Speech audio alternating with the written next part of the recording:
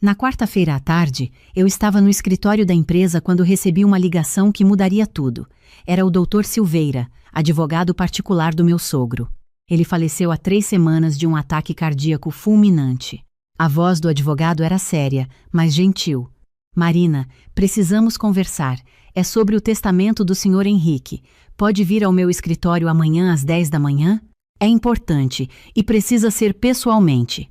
Meu coração disparou. Testamento? Eu era apenas a nora. Sempre fui próxima do meu sogro, sim. Trabalhei ao lado dele na empresa da família por 15 anos, cuidando de toda a contabilidade, enquanto meu marido Rodrigo tocava a parte comercial. Mas nunca imaginei que ele me deixaria algo em testamento. Respondi que sim, que estaria lá. Quando desliguei o telefone, Rodrigo entrou na sala. Ele tinha aquele sorriso fácil de sempre, o mesmo que me conquistou há 17 anos. Quem era, amor?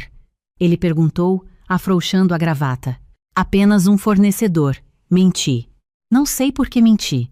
Talvez fosse intuição, ou talvez eu quisesse entender primeiro o que o Dr. Silveira tinha para me dizer antes de compartilhar com qualquer pessoa, até mesmo com meu marido. Aquela noite foi estranha. Durante o jantar, observei Rodrigo e nossa filha Isabela conversando sobre a escola dela, sobre o trabalho de ciências. Ele parecia o mesmo de sempre, atencioso, carinhoso. Mas havia algo no ar que eu não conseguia identificar. Uma tensão que talvez só eu sentisse.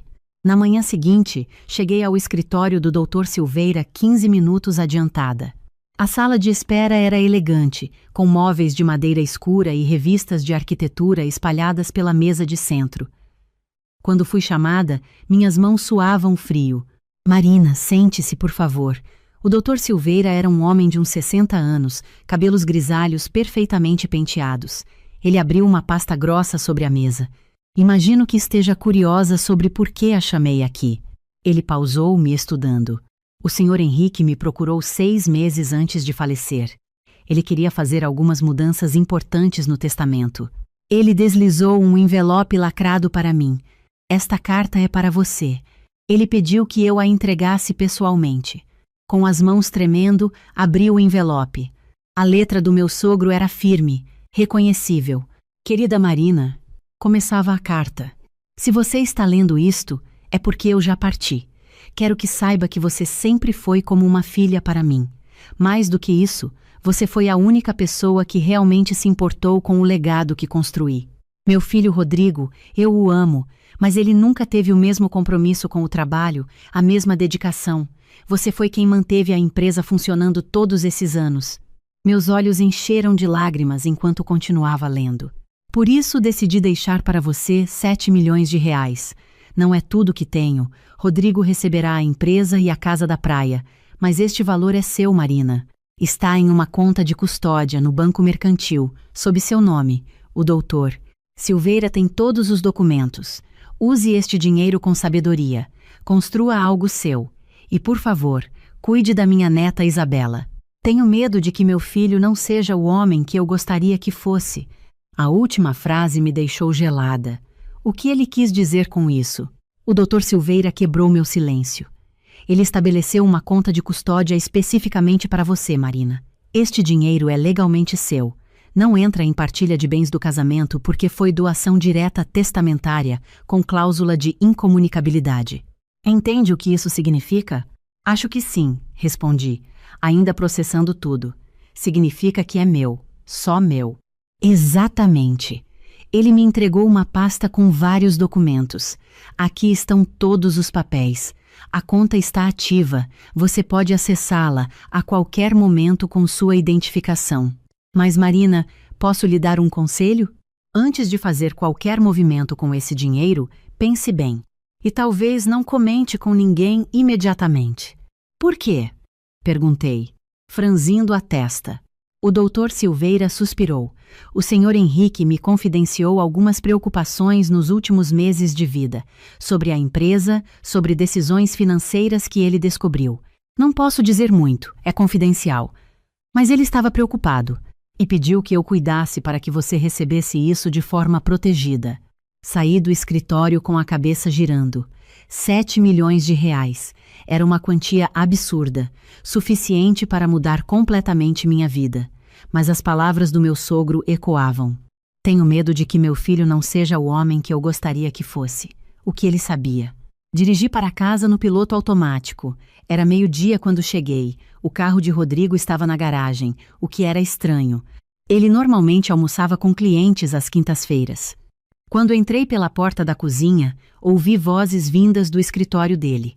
Uma era do Rodrigo. A outra eu reconheci como sendo do Fábio, seu irmão mais velho, que era advogado especializado em direito de família. Parei no corredor. Não era minha intenção espionar, mas algo no tom das vozes me fez congelar. Ela foi ao Dr. Silveira hoje. Ouvi Rodrigo dizer. Fábio, tem algo no testamento do papai, tenho certeza. A voz de Fábio era mais baixa, mais calculada. Você acha que ele deixou algo para Marina? Tenho certeza. Meu pai sempre teve uma quedinha por ela. Achava que ela era a salvação da empresa. Rodrigo deu uma risada amarga, como se eu não soubesse tocar meu próprio negócio. Calma, mano. Se ele deixou algo para ela, precisamos agir rápido. Qual é o regime de bens de vocês mesmo? Comunhão parcial de bens, o padrão. Fábio fez uma pausa. Olha, tecnicamente, herança não entra em partilha.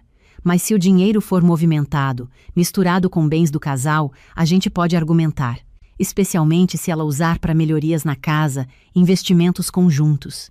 Eu me encostei na parede, meu coração batendo tão forte que eu tinha certeza de que eles iriam ouvir. E se não der certo? A voz do Rodrigo soava tensa. Então você vai pelo outro caminho que a gente conversou. Fábio baixou ainda mais a voz, mas eu consegui ouvir. A Camila está disposta a testemunhar. Ela vai dizer que Marina teve um caso, que ela é uma mãe ausente por causa do trabalho.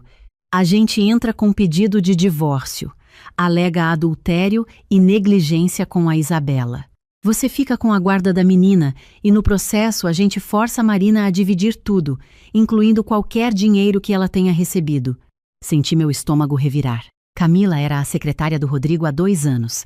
Uma mulher de 28 anos, sempre sorridente, sempre disponível.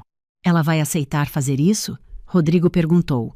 Pelo que você me contou, ela já está fazendo muito mais do que testemunhar falsamente, mano. Fábio riu. Aliás, você precisa ser mais discreto. Marina não desconfia de nada? Não. Ela é ingênua. Sempre foi. Confia em mim cegamente. Ótimo. Então vamos fazer assim. Descobre quanto o velho deixou para ela. Se for uma grana boa, você chega em casa hoje e faz aquela cena de marido apaixonado, convence ela a colocar o dinheiro em algum investimento conjunto, reforma da casa, expansão da empresa, tanto faz. Depois de uns 3 meses, quando o dinheiro já estiver misturado com os bens do casal, a gente entra com o divórcio. E se ela não quiser investir junto, então a gente acelera o plano B. Você me arranja provas de que ela está usando o dinheiro de forma irresponsável ou que está escondendo da família. A gente usa isso no processo. De qualquer forma, você vai sair dessa com no mínimo metade do que ela recebeu, mais a empresa, mais a guarda da Isabela. Eu não conseguia respirar. Cada palavra era uma facada. Meu marido, o homem com quem eu dividi 15 anos da minha vida, o pai da minha filha, estava planejando me destruir. E ainda por cima, estava me traindo com uma funcionária. Preciso pensar na Isabela, Rodrigo continuou.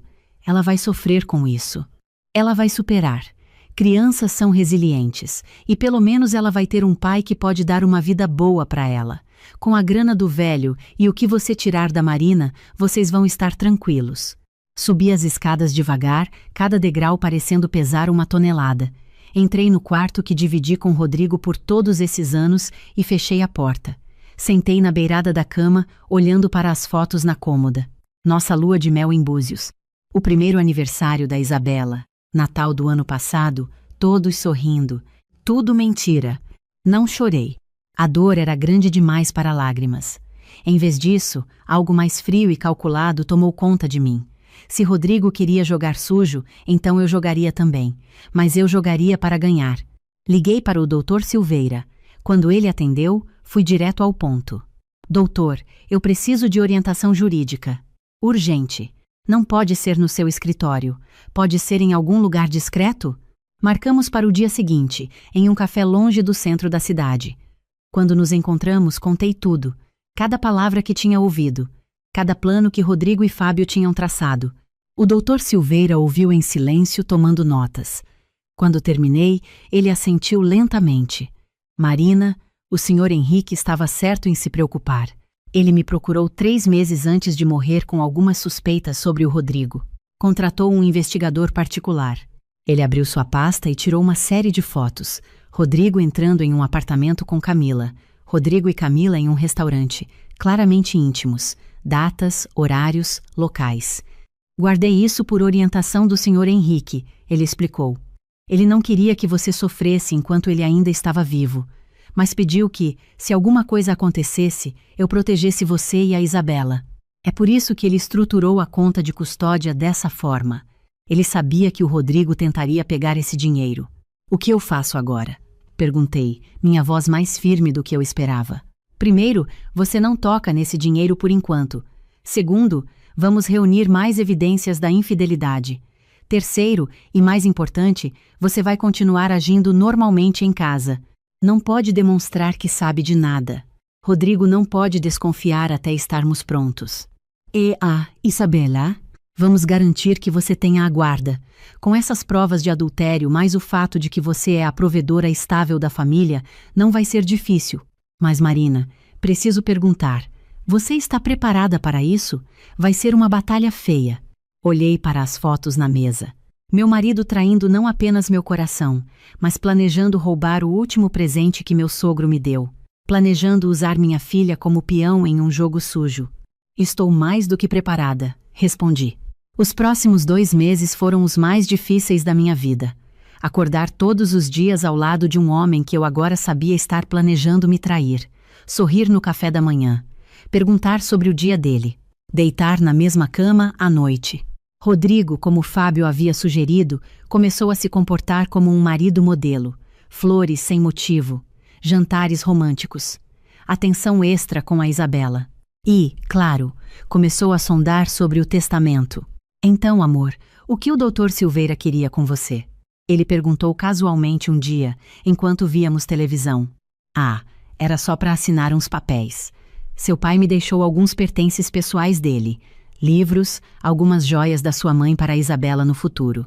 Nada demais. Menti com facilidade surpreendente. Vi o desapontamento passar rapidamente pelo rosto dele antes de ele esconder atrás de um sorriso. Que legal!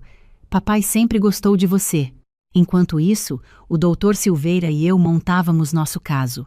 Ele contratou o mesmo investigador que meu sogro havia usado. Em poucas semanas, tínhamos um dossiê completo. Fotos, registros de hotel, mensagens de texto que conseguimos recuperar de um backup do celular do Rodrigo que ele deixou no computador da empresa. Mais do que isso, descobrimos outras coisas. Rodrigo estava desviando dinheiro da empresa, pequenas quantias, mas constantes, criando notas fiscais falsas, superfaturando despesas. Em 3 anos, ele tinha desviado quase R$400 mil. Marina, isso muda tudo, o Dr. Silveira me disse. Ele não só te traiu, ele cometeu crimes. Apropriação indébita, no mínimo. Você tem munição suficiente para destruí-lo. Mas eu não queria destruir o pai da minha filha. Eu só queria justiça e minha liberdade. Chegou o momento quando Rodrigo finalmente tocou no assunto que ele estava esperando para abordar. Era um sábado à noite. Isabela estava dormindo na casa de uma amiga. Ele preparou um jantar especial, abriu uma garrafa de vinho caro. Mari, tenho pensado muito no nosso futuro. Ele começou, segurando minha mão por cima da mesa. A empresa está crescendo, mas precisamos de capital para expandir de verdade. Já pensei em tudo. Podemos abrir uma filial em Porto Alegre, aumentar nosso catálogo de produtos. Ele pausou, me olhando com aqueles olhos castanhos que um dia me fizeram sentir amada. Sei que seu pai me deixou a empresa, mas você também recebeu algo dele, não foi? Talvez a gente pudesse usar esse recurso como investimento. Seria nosso, dos dois. Construir algo juntos, sabe? Ali estava. A armadilha. Exatamente como Fábio havia planejado. Respirei fundo e sorri. Rodrigo, seu pai não me deixou dinheiro. Foram apenas alguns pertences pessoais, como eu disse. Livros, joias antigas, coisas sentimentais. Vi a frustração cruzar seu rosto. Ele tentou esconder, mas não conseguiu totalmente. É que eu achei. Enfim, deixa pra lá. Ainda podemos pensar na expansão de outras formas. Mas eu sabia que o plano deles estava mudando. Se eu não tinha dinheiro para eles pegarem de forma limpa, eles iriam para o plano B, o divórcio com falsas acusações. Na segunda-feira seguinte, Rodrigo saiu cedo dizendo que tinha reuniões o dia todo. Aproveitei. Chamei o Dr. Silveira e outro advogado que ele recomendou, especialista em direito empresarial. Chegou a hora. Vocês têm certeza de que temos tudo? Perguntei, olhando para as pastas sobre a mesa. Temos mais do que suficiente. O Dr. Silveira garantiu. Provas de adultério, desvio de verbas, inclusive conversas gravadas do Rodrigo com o Fábio, planejando fraudar o processo de divórcio. Quando recebi a dica, pedi autorização judicial para monitoramento, alegando suspeita de crime empresarial. O juiz autorizou. Então vamos fazer isso. Rodrigo chegou em casa por volta das 8 da noite. Parecia cansado, mas satisfeito. Provavelmente tinha passado a tarde com Camila. Eu estava sentada na sala, as luzes apagadas, exceto por um abajur. Mari, você está bem? Ele perguntou, tirando o paletó. Senta, Rodrigo. Minha voz estava calma. Gelada, até. Precisamos conversar. Ele sentou na poltrona em frente a mim, uma expressão de preocupação forjada no rosto. Claro, amor. O que foi? Deslizei a primeira foto pela mesa de centro. Rodrigo e Camila saindo de um hotel. Você vai me dizer o que é isso? Vi o sangue sumir do rosto dele. Mari, eu posso explicar. Não. Coloquei mais fotos. E isso. E isso. Há quanto tempo, Rodrigo? Quanto tempo você está me traindo? Ele abriu a boca, fechou, abriu de novo. Mari, foi um erro. Eu sinto muito. Foi só. 3 anos. Eu o interrompi. 3 anos você tem um caso com sua secretária. 3 anos mentindo para mim, para nossa filha. Eu poderia ter tolerado o adultério, Rodrigo. Poderia. As pessoas cometem erros. Mas não foi só isso, foi? Joguei outra pasta na mesa. Esta tinha documentos financeiros, os desvios de dinheiro, os 400 mil reais que você roubou da empresa do seu pai, da nossa empresa. Agora o rosto dele estava vermelho. Você não tem o direito de mexer nos documentos da empresa? Eu tenho todo o direito. Sou sócia. E mais do que isso, tenho evidências suficientes para te processar criminalmente por apropriação indébita. Respirei fundo antes de continuar, mas ainda não terminei. Tem mais. Coloquei sobre a mesa as transcrições das conversas entre ele e Fábio. Conversa após conversa, planejando como roubar de mim o dinheiro que seu pai me deixou, como forjar testemunhos falsos, como usar nossa filha para me destruir. Quem você se tornou, Rodrigo? Perguntei, minha voz finalmente quebrando um pouco. O homem que eu amei, ele ainda existe? Ou nunca existiu? Rodrigo estava pálido agora. Mari, nós podemos resolver isso. Não precisa ser assim. Podemos ir para a terapia de casal. Eu termino com a Camila. Devolvemos o dinheiro da empresa.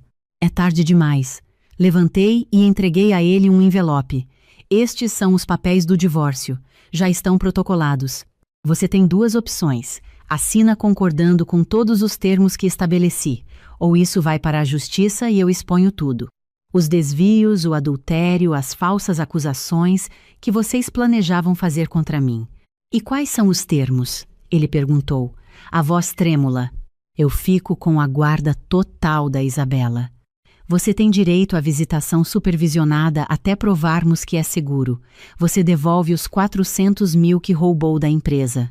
Eu assumo o controle total da empresa. Você recebe uma porcentagem dos lucros, mas não tem mais poder de decisão. E, obviamente, o dinheiro que seu pai me deixou não entra em discussão porque é legalmente protegido e você não tem direito a nenhum centavo. Você não pode fazer isso. Ele se levantou, a raiva finalmente aparecendo. Eu posso, e vou. Cruzei os braços. Aliás, Fábio também vai ter problemas. Conspirar para fraudar um processo judicial é crime grave. Ele pode perder a licença de advogado. Sugiro que você o avise para ficar longe disso. Rodrigo afundou de volta na poltrona, derrotado. Como você. Quando você descobriu tudo? No dia que fui ao Dr. Silveira. Ouvi você e seu irmão planejando tudo. E sabe o que foi mais triste, Rodrigo? Não foi nem a traição, foi perceber que você nunca me amou de verdade. Eu era conveniente.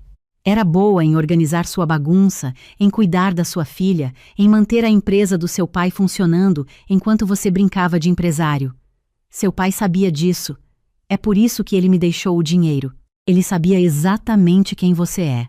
Saí da sala antes que ele pudesse responder. Subi as escadas e tranquei a porta do quarto de hóspedes, onde eu dormiria daqui em diante. O processo de divórcio levou 4 meses. Rodrigo tentou contestar, mas quando seu advogado viu as evidências que tínhamos, aconselhou-o a aceitar os termos. Fábio foi investigado pela OAB e recebeu uma suspensão de 6 meses. Camila perdeu o emprego, obviamente. Última coisa que soube é que ela e Rodrigo terminaram 2 meses depois do divórcio. Isabela ficou confusa no início, com raiva até. Mas quando expliquei a ela, da forma mais gentil possível, o que tinha acontecido, ela entendeu. Ela é madura para a idade, tem o cérebro da mãe e, felizmente, não herdou o caráter do pai. Com os 7 milhões que meu sogro me deixou, fiz exatamente o que ele me pediu na carta: construí algo meu. Abri uma firma de consultoria financeira especializada em ajudar mulheres a gerenciar seus negócios e proteger seus ativos. Chama-se Consultoria Henrique, em homenagem ao homem que me ensinou tudo sobre finanças e que no final me salvou. A empresa da família eu reestruturei completamente. Contratei um gestor profissional. Os lucros aumentaram 40% no primeiro ano. Rodrigo recebe sua porcentagem, mas não tem voz ativa. É isso ou nada. Hoje, 2 anos depois, estou sentada no meu escritório, olhando pela janela para a praia de Copacabana. Isabela está fazendo 16 anos no mês que vem. Ela quer estudar administração. Diz que quer aprender a tocar empresas do jeito certo, não do jeito que o pai tentava fazer. Recebi uma mensagem hoje de manhã. É do Dr. Silveira. Marina, só queria que você soubesse. O Sr. Henrique ficaria muito orgulhoso de você. Você não só se protegeu, como construiu um legado. Parabéns. Sorri enquanto relia a mensagem. Então abri a gaveta da minha mesa e tirei a carta que meu sogro me deixou. Já a li centenas de vezes, mas nunca deixa de me emocionar. Use este dinheiro com sabedoria. Construa algo seu. Foi exatamente o que eu fiz, e no processo construí também uma nova versão de mim mesma. Mais forte, mais esperta, mais livre. Às vezes as pessoas me perguntam se eu me arrependo de ter casado com Rodrigo. 15 anos não é pouco tempo, mas sempre respondo a mesma coisa. Não me arrependo, porque esses 15 anos me deram Isabela. Me deram experiência. Me ensinaram a força que eu tinha dentro de mim e que eu nem sabia que existia. E, ironicamente, me deram a maior lição de todas. Confie, mas verifique. Ame, mas não seja ingênua. E sempre, sempre proteja o que é seu. Essa foi a última lição que meu sogro me ensinou, e foi a mais valiosa de todas.